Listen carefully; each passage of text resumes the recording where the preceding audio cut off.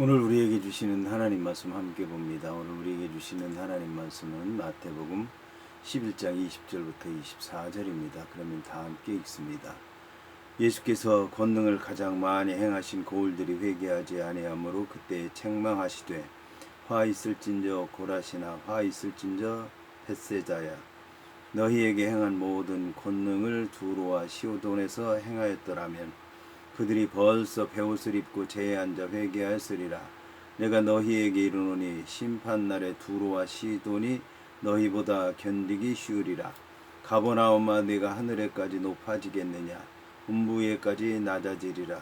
내게 행한 모든 권능을 소돔에서 행하였더라면 그 성이 오늘까지 있었으리라. 내가 너희에게 이르노니 심판날에 소돔 땅이 너보다 견디기 쉬우리라 하시니라. 아멘. 오늘 말씀의 제목은 화 있을진저 벳세다야입니다. 그러면 본문의 말씀을 통해 함께 은혜 나누도록 하겠습니다. 이에 본문의 말씀을 보게 되면 예수께서 권능을 가장 많이 행하신 고울들이 회개하지 아니하므로 그때 책망하셨더라고 하는 말씀으로 시작을 하고 있습니다. 본문을 직역하면 그때부터 그는 그 고울들을 책망하기 시작하셨다. 왜냐하면 그들이 회개하지 않았기 때문이다입니다.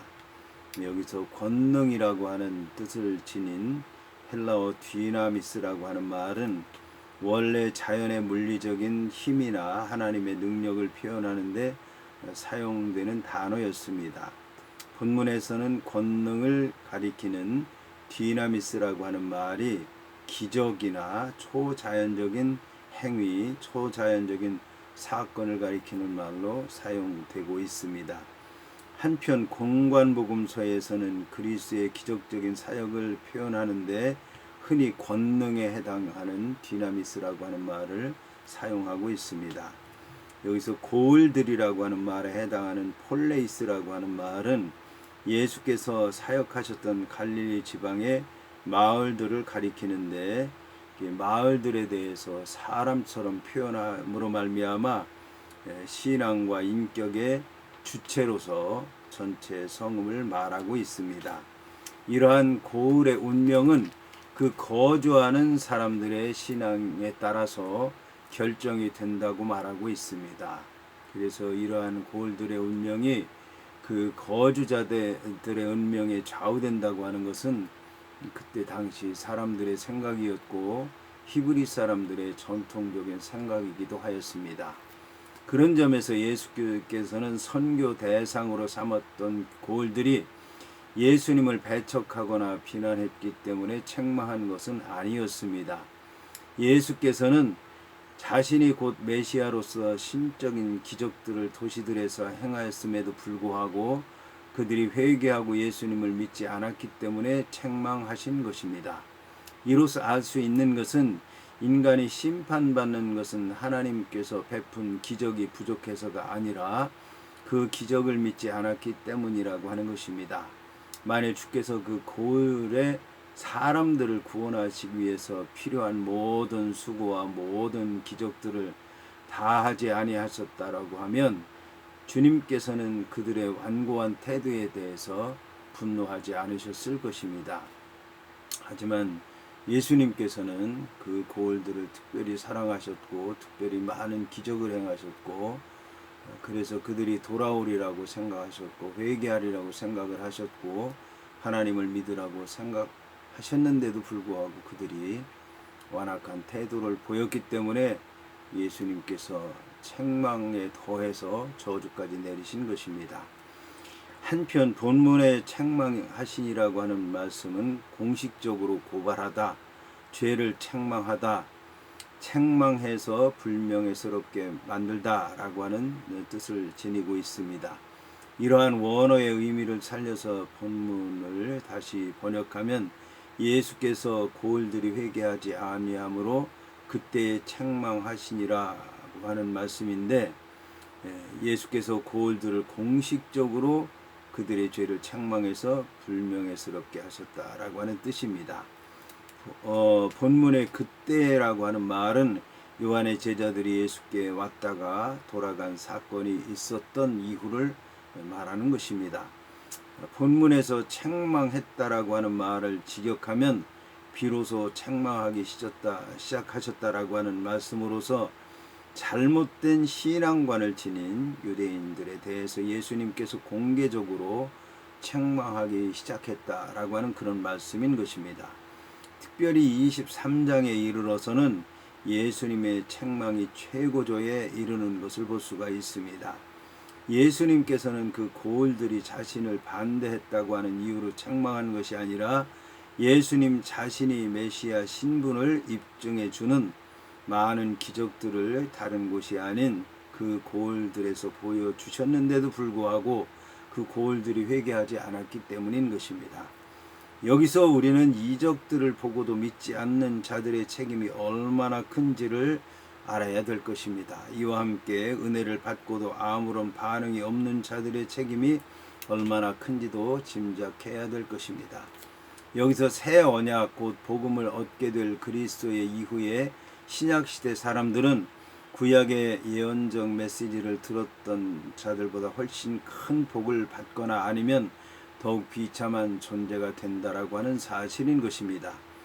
여기서 본문은 화 있을진저 고라시나 화 있을진저 벳세다야 너에게 행한 모든 권능을 두로와 시우돈에서 행하였더라면 그들이 벌써 베옷을 입고 제의앉아 회개하였으리라고 말씀하고 있습니다.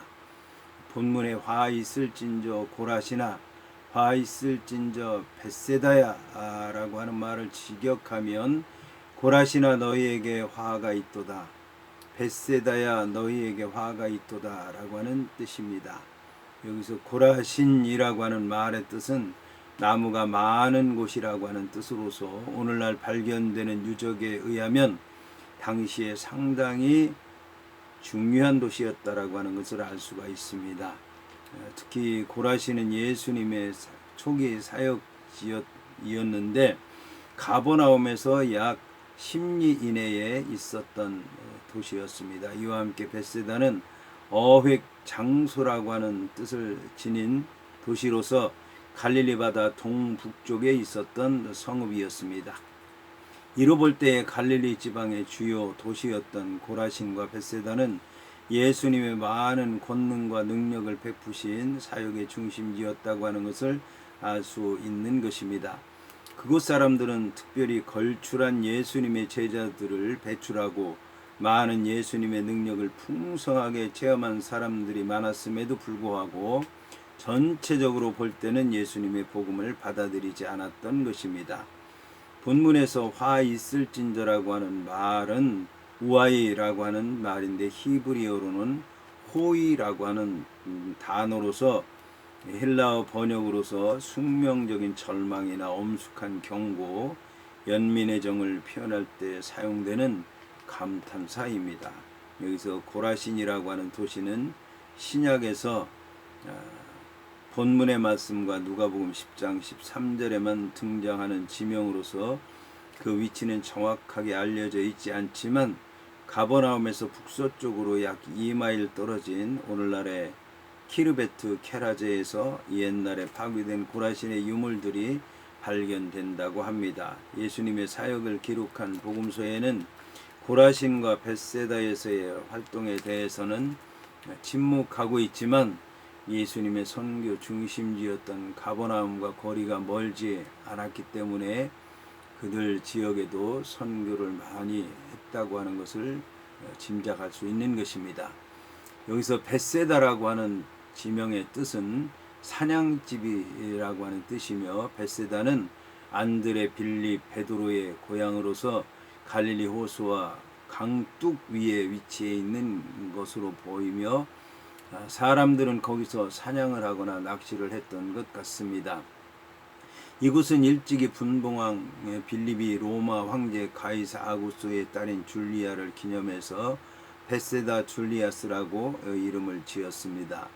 본문의 두로와 시도는 고대 페니키아의 도시였는데 유대와 함께 로마의 지배를 받고 있었습니다. 이 두 도시는 팔레스틴 북부 지중해 연안 변이계인 페니키아의 항구 도시로서 구약의 예언자들은 가끔 바알 우상 숭배지였던 두 도시에 대해서 심판을 예언하고는 했습니다.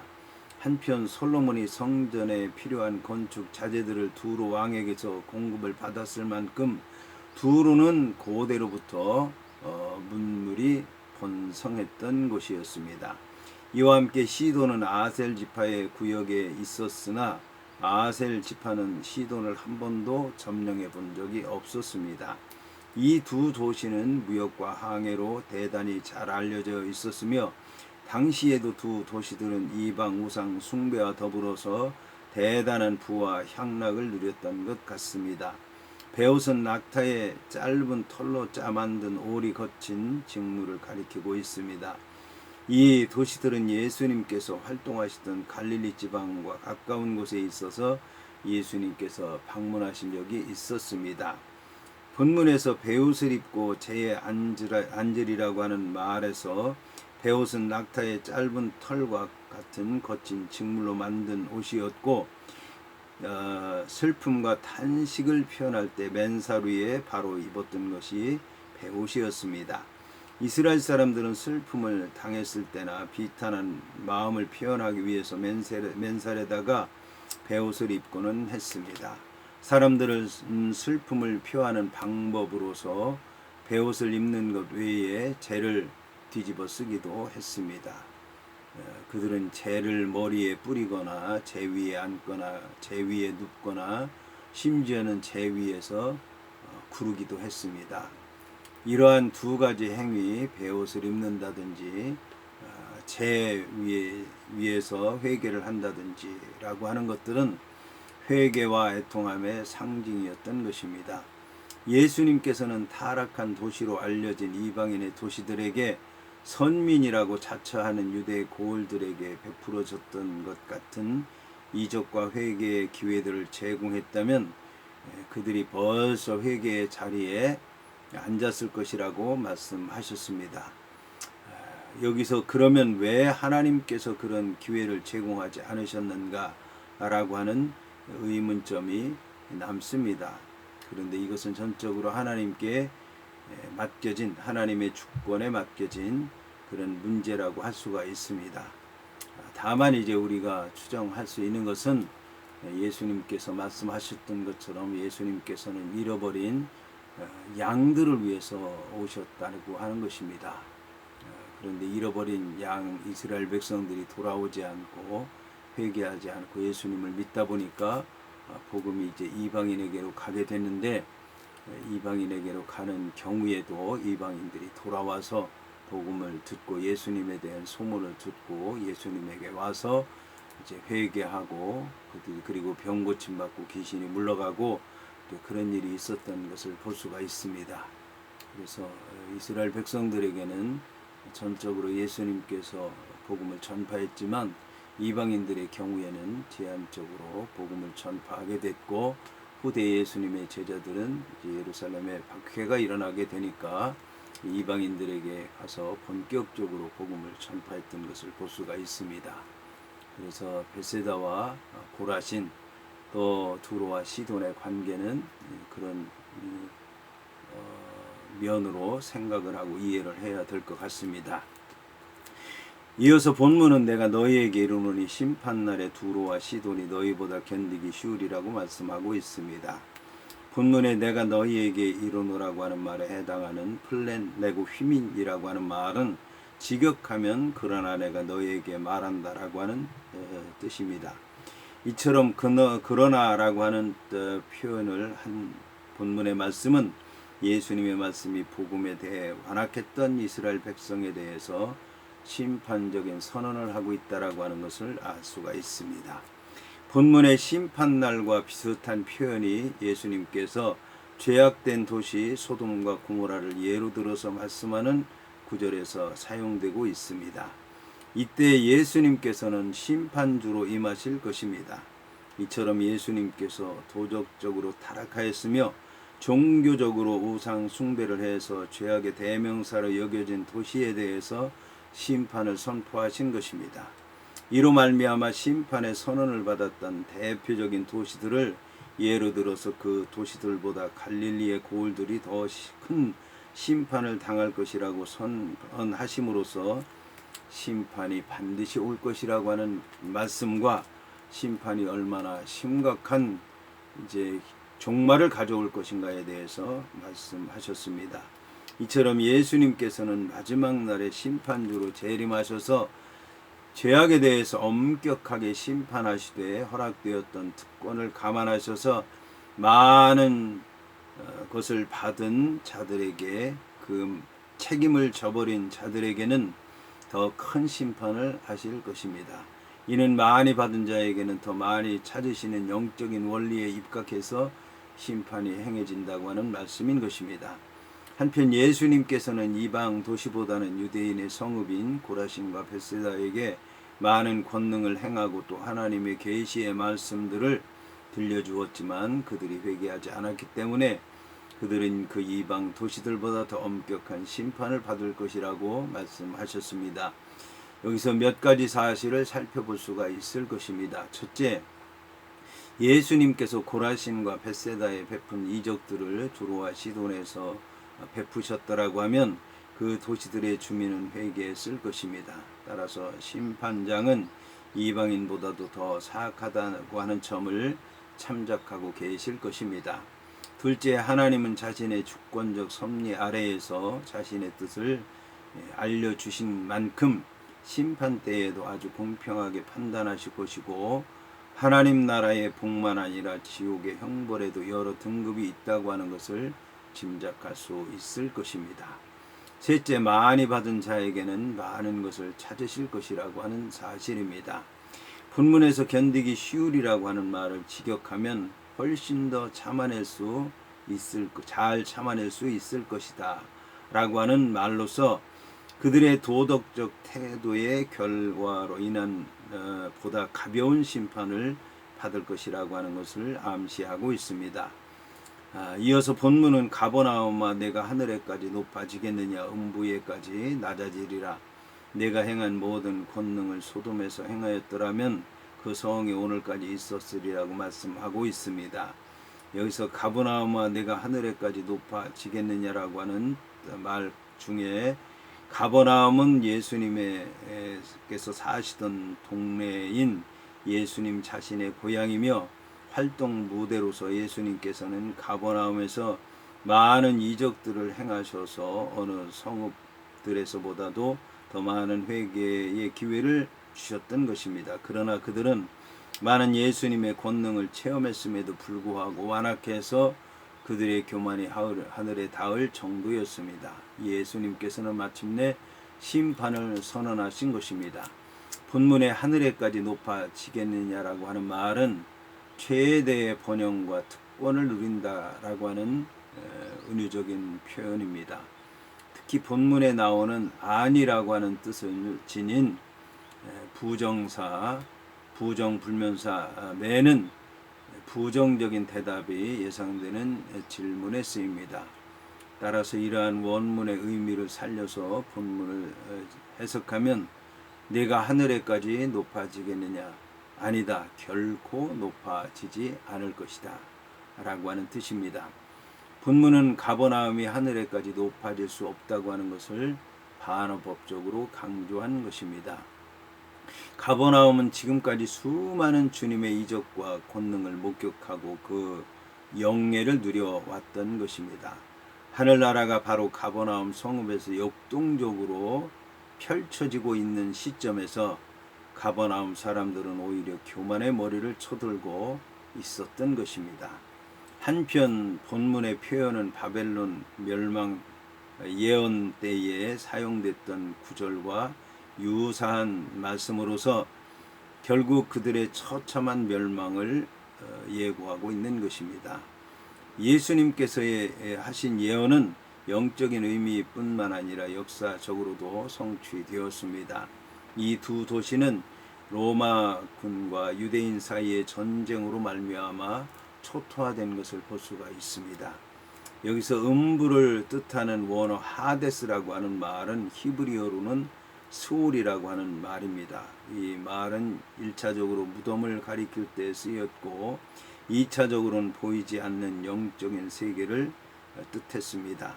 따라서 이 말은 저주받은 자들만이 가는 장소로 이해할 수 있는데, 저주받은 자들이 가는 장소로 이해한다면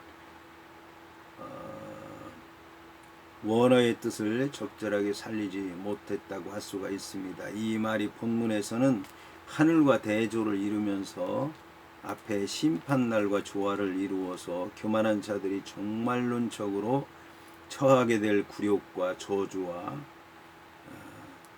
결핍과 멸망의 장소로 이해되고 있습니다. 본문에서 음부로 번역된 하두라고 하는 말의 원형 하데스라고 하는 말은 보다라고 하는 뜻을 지닌 에이도라고 하는 말에다가 부정접두어 알파가 붙어져서 보이지 않는 지하의 깊은 세계라고 하는 뜻을 지녔습니다. 신약시대의 음부는 하나님을 믿지 않는 무신론자들이 벌받는 장소였습니다.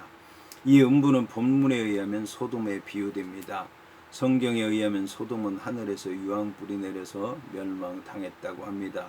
실제로 소돔이 세계에서 가장 낮은 곳에 위치해서 사해 낮은 지대 저지대가 이때에 있었다라고 하는 것은 역설적입니다. 지중해보다 땅 밑으로 392m가 더 내려가는 낮은 지중해에 그 해수면 아래에 잠기게 된 소돔은 지구상의 음부와 같이 여겨지는 것입니다. 이어서 본문은 내가 너희에게 이르노니 심판날에 소돔 땅이 너보다 견디기 쉬우리라 하시니라고 말씀하고 있습니다. 소돔은 그들의 악한 죄로 심판받아 멸망한 도시입니다. 그러나 그리스도는 가버나움에서 보여주신 이적과 권능을 소돔에서 행하였더라면 그 성이 회개하고 심판을 면하여 그때까지 존속했을 것이라고 말씀하셨습니다.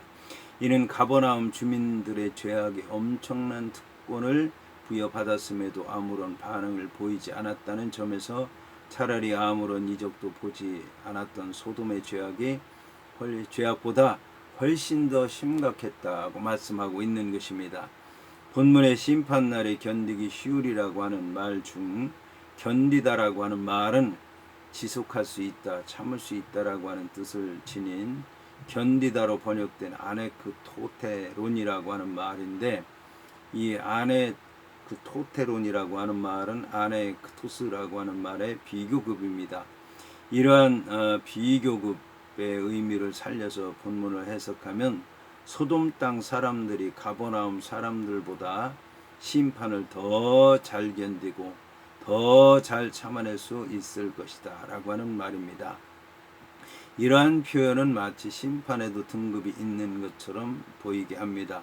그러나 본문에서 말하는 의도는 심판에 차별성이 있다고 하는 말보다는 예수 그리스도를 영접하지 않은 가버나움 사람들의 죄가 참으로 크며 심판날에 반드시 처벌될 것이라고 하는 확실성에 찬 말씀인 것입니다. 여기서 이제 벳세다에 관한 얘기를 하나만 한다고 하면, 예수님께서 오병이어의 기적을 베푸신 곳이 바로 벳세다였습니다. 그런데 벳세다에 그렇게 많은 사람들이 모였는데, 벳세다 광야에서 사람들이 예수님 말씀을 통해 은혜 받고 또 오병이어의 기적의 역사를 체험했는데, 오병이어의 기적의 역사를 체험하기 전에 벳세다에 들어가려고 했을 때 예수님께서 들어가지 말라고 하셨고, 제자들에게 무엇이 있나 물어보셨고, 그래서 보리떡 5개와 물고기 2마리로 오병이어의 기적의 역사를 일으키셨는데, 그 벳세다에 들어갔더라면 그 많은 사람들은 벳세다에 들어가서 떡도 사고 물도 사고 또 거기서 잠잘 만한 숙소도 이제 돈을 주고 들어가서 잤어야 되리라고 여겨집니다. 이것은 이제 벳세다에 있는 사람들은 한 사람도 은혜 받으러 나온 사람들이 없었다라고 하는 것을 얘기하는 것입니다. 벳세다에 그렇게 훌륭한 제자들이 있기는 했지만, 은혜 받은 사람들이 있기는 했지만, 거기에 있는 사람들은 예수님을 거부하고 영접하지 않고 하나님을 믿지 않았던 것입니다. 가버나움도 이제 백부장과 같은 훌륭한 사람들이 있었고 회당에서 말씀 전했고 그리고 회당에서 놀라운 기적의 역사가 일어나기는 했지만 오늘 이제 가버나움에 대해서 예수님께서 저주를 내리신 것은 그렇게 가버나움에서 백부장이 있었고 회당에서 놀라운 역사가 일어났지만 정작 그 가버나움 사람들은 그러한 믿음을 가진 사람들이 없었다라고 하는 것을 얘기하는 것입니다. 오늘날도 마찬가지입니다. 예수를 믿고 은혜 받고 하나님의 백성이 되고 예수님의 제자가 되고 또 복음의 신실한 사역자들이 나오는데도 불구하고 여전히 세상은 그런 걸 보고 있고 그런 걸 알고 있고 그것이 예수 그리스도를 통해서 일어난 기적이라고 하는 걸 그들은 너무 잘 아는데도 불구하고 복음을 배척하고 예수님을 믿지 않고 하나님 믿는 자들을 영접하지 않는 것을 볼 수가 있습니다. 오늘 이 말씀 잘 들으셨으니까 이 말씀 의지해서 믿음으로 주님과 동행하시기를 바라고 세상을 이기시고 승리하시며 복된 삶을 사시기를 주의 이름으로 축원을 드립니다.